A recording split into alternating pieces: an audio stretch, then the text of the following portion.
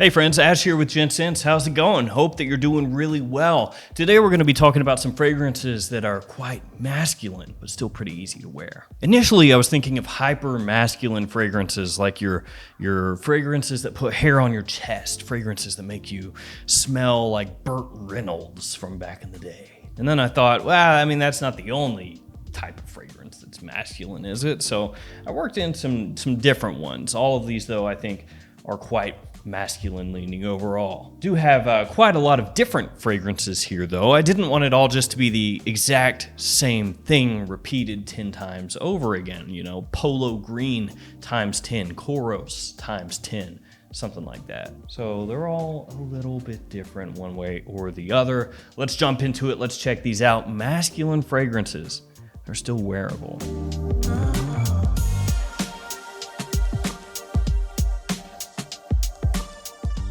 Before we jump into the fragrances, let me run those codes by you guys here really quickly. TwistedLily.com, the code is GENTS10. That will save you 10% off the entire website. Great niche fragrance website. Link in the description for that website and also for the next one, which is JOMAShop.com, and the code is GENTS8, which will save you $8 off any order over $110. Joma Shop is a discounter of many things, but fragrances is something that they're focusing on right now. They have thousands of them up there with great prices. So link in the description, both of those. Let's get going. Now I guess I should clear things up a little bit. I say they're still wearable. By that, I don't mean that the other more traditionally masculine style of fragrances are not wearable. Every fragrance is wearable to one extent or another. It's just these are more easily worn by more people, I guess I'd say. Let's kick it off. Creed Viking. I'm really glad I didn't just chuck that over my shoulder and shatter it on the floor. Now, Creed Viking, when it first came out, was compared to Old Spice. Yeah, good old Old Spice, the OG. And it does still sometimes get that comparison, though people have moved past it a little bit. Still yet, though, if you're gonna do just like Creed Viking breakdown for dummies, call it a niche, high-end, modernized Old Spice, and you're good to go. It has pink pepper, mint, citrus, and lavender as some of the notes in the fragrance. It does have a little bit of that slight throwback aftershave smell to it. It smells great, really well done, and it's one of those fragrances that seems to have grown on a lot of people over time. When it first came out, a lot of people were kind of underwhelmed, myself included. A part of that is because when you look at this presentation here, you are immediately reminded of Creed's Aventus in the way that it's done. Different coloration, different picture on the front, but clearly it's like the spiritual successor to Aventus, or that's how it was taken by a lot of people when it was announced. And so people were going, oh my God, Creed, oh, what are they gonna come out with? Oh, they're gonna rewrite history, baby. It's the second coming of Old Spice. What? That's not what I expected. I was thinking this was gonna be the next hype beast. And so a lot of people, they gave it the old thumbs down, but over time, more people have gotten their noses on it. They've worn the fragrance. They've kind of moved past that initial expectation. And like I said, it's grown on a bunch of people, myself included. It smells awesome. Great in the office too.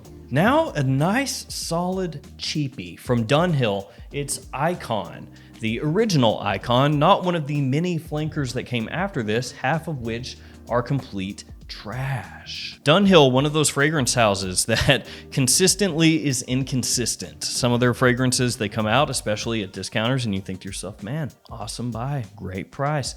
Other fragrances come out, and even at discounters, you think, wow, garbage, trash, hate it. No thanks. This one was compared a little bit to Terre d'Hermès when it came out. It's a similar style fragrance, but done in a different way. This one has black pepper, it has neroli, it has lavender, bergamot, and vetiver. It has some of the other notes in the fragrance. It's clean, it's classy, it's grown up, it's gentlemanly, but it doesn't smell dated. It's another one that's great for the office, and the presentation here, actually pretty good. Very heavy, this one. And since I mentioned Terre d'Hermès with DUNHILL Icon, there is a Terre d'Hermès in this list. Frankly, it could be pretty much any of them. So honestly, I'm featuring one of the Terre d'Hermèses here, but you could just about put the whole line. I'm gonna feature Terre d'Hermès Eau Intense Vetiver. This one has citrus, Sichuan pepper, vetiver, and geranium as some of the notes in the fragrance. You can tell by the name here what the focus is on, Eau Intense Vetiver, so they've amped up that vetiver note in the fragrance. The citrus off the top here is not going to be as dirty as the original Terre d'Hermès, not as flinty. So it's been cleaned up a little bit, which for a lot of people will make it a little bit more wearable, a little bit easier to pull off. For other people, they may say that it loses some of what makes Terre d'Hermès, especially when you're talking about the original release in the line. For me though, I think it's a really solid flanker in the line of fragrances. I love what they've done with the vetiver, and I actually don't mind the opening at all. I think it smells great. Then we've got a Tom Ford. We're gonna go with BEAU de Jour. This is now in the signature line, so the bottle looks quite a bit different, and it is also cheaper. Originally, when it first came out, it was in the private blend line. And this smells a bit similar to Davidoff's Zeno, only way more expensive, which is both a bad and a good thing. It's bad because you paid way more money, but it's good because if you want to, you can go flex on people for some reason. Oh, you're wearing Zeno and it smells a bit similar to me, that's great, but did you spend $300? I don't think so. Loser. Wait. Maybe I'm the idiot. It does smell awesome. Lavender, rosemary, oak moss, mint, patchouli, some of the notes in the fragrance.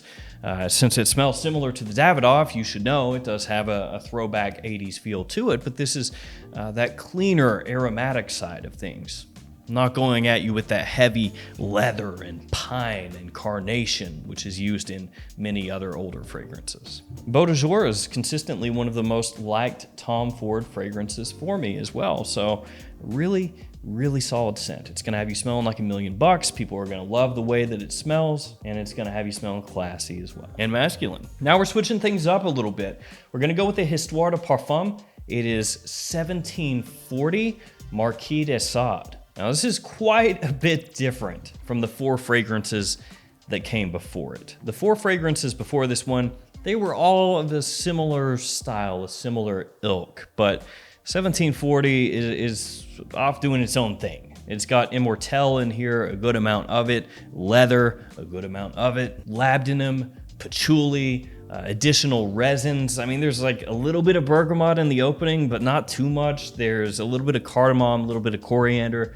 Not too much of those either though. Those really play as like nuances, little aspects of the fragrance that you pick up as it dries down. But one thing that does happen here is that even though the leather is front and center, it becomes easier to wear, smoothed out, sweetened up a bit by all those other supporting notes, specifically those resins, that warmth and sweetness that you get. There is a bit of earthiness, there's a little bit of a green tinge to it as well at times, but it still has good wearability so long as you don't go crazy heavy with the trigger, because it does have good performance as well. So Histoire de Parfum 1740, great little change of pace, masculine leaning, still wearable. Leather gets very tricky, especially niche leather fragrances.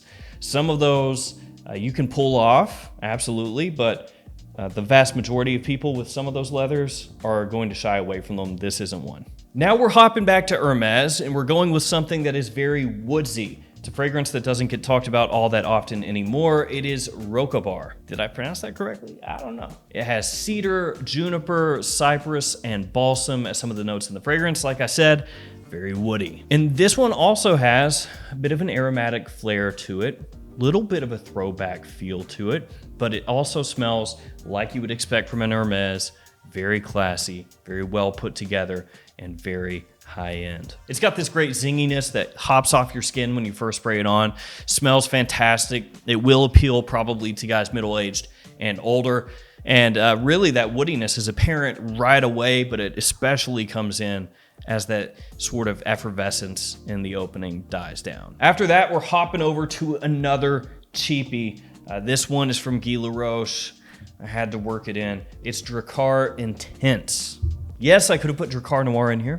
Yes, it would have worked, but sometimes you gotta give DRAKKAR Noir just a little rest. Just let it take a day off, you know? and that's where DRAKKAR Intense comes in. DRAKKAR Intense does smell a little bit more modern than DRAKKAR Noir.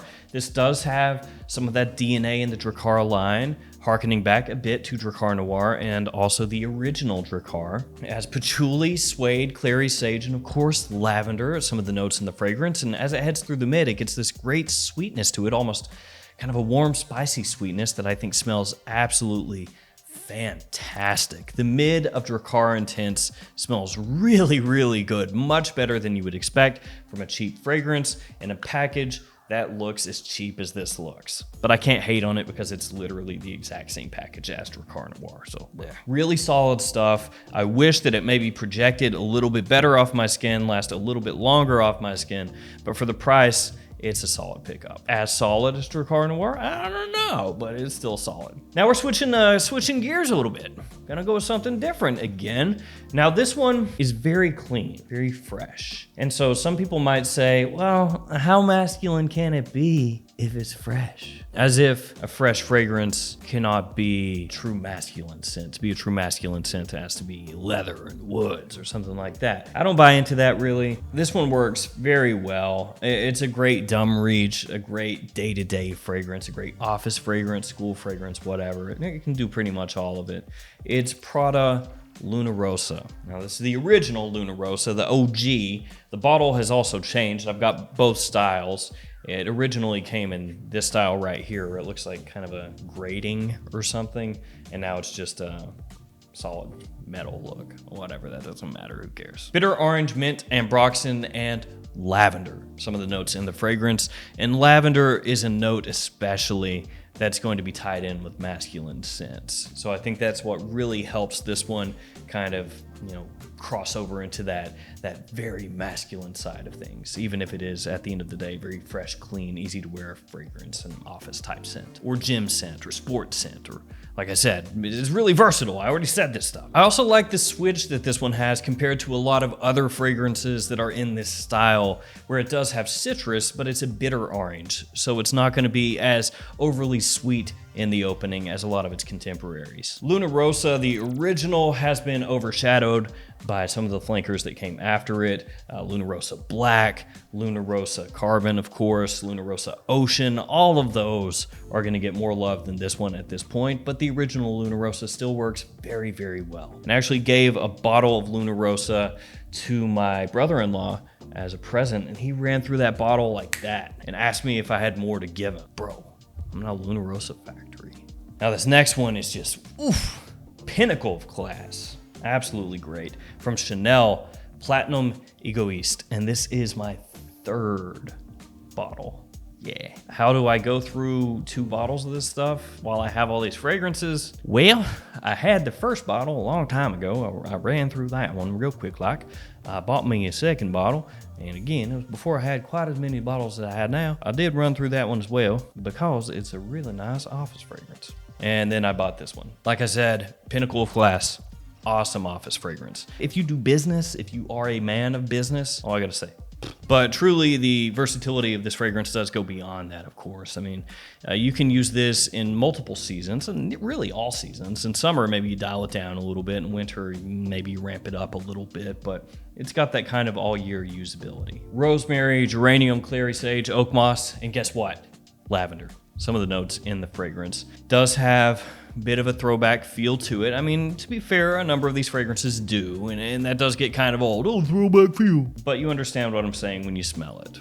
It's got a classically masculine overture to it. Now for something completely different. The last fragrance in this list, XERYUS Rouge. Red pepper, cedar, and cactus. Some of the notes in the fragrance, cactus. Yeah, not too many people out there, I believe, are going up to a cactus and just putting their nose on it and, oh, man, that smells so good. My nose hurts. Oh. Ugh. Yeah, it's not a good idea. Don't do that. Cacti, they have spikes. Although I guess cacti can also have flowers. So maybe that's what you smell if the note is cactus. It's a fantasy note. Don't ruin it. This is very warm. It's spicy. It's sweet. Quite sweet. But even with that sweetness, it stays masculine, pretty obviously masculine. Now, obviously the days of XERYUS Rouge getting any kind of hype are long gone. The fragrance has been out since '95, I believe, so it's been out for a minute, you could say. The presentation is pretty nondescript, just this little red bottle. The cap is really horrid, just a thin plastic nothingness. It's very unassuming. The fragrance was done by Anique Minardo. It definitely has her signature. If you're familiar with her work, then when you smell this, you'll be like, oh yeah, that makes sense. There's just something about it that's really alluring to me. I think it smells very, very good. I wrote it off initially, didn't even want to pick it up for years because really the presentation, I thought it was pretty crappy. And just one of those deals where you look at it and you go, well, if the brand doesn't care, then why do I care? Although to be fair, a lot of fragrances from the house have similar kind of presentations, even up to this date, just more modern. Yeah, something about it. The red coloration definitely is a good way to put the fragrance across. I mean, the red coloration of the bottle, the XERYUS Rouge name, because it has this red, spicy warmth and sweetness to it that, like I said, is just very appealing, very nice to smell. And even though it does lean much more heavily into the sweet side than any of the other fragrances here, including DRAKKAR Intense, it's very well done, very masculine. There we go, 10 masculine smelling, but still wearable fragrances. These are really solid. I like these a lot. Each one of these gets my seal of approval. Let me know in the comments below if you've smelled any of these, and if you have, which ones you like, which ones you don't. Because this is late breaking news, but everybody's different opinions. It's insane, but it's true. Stay safe out there, guys. Thank you for hanging with me, and I'll see you again tomorrow with another fragrance video. See you later.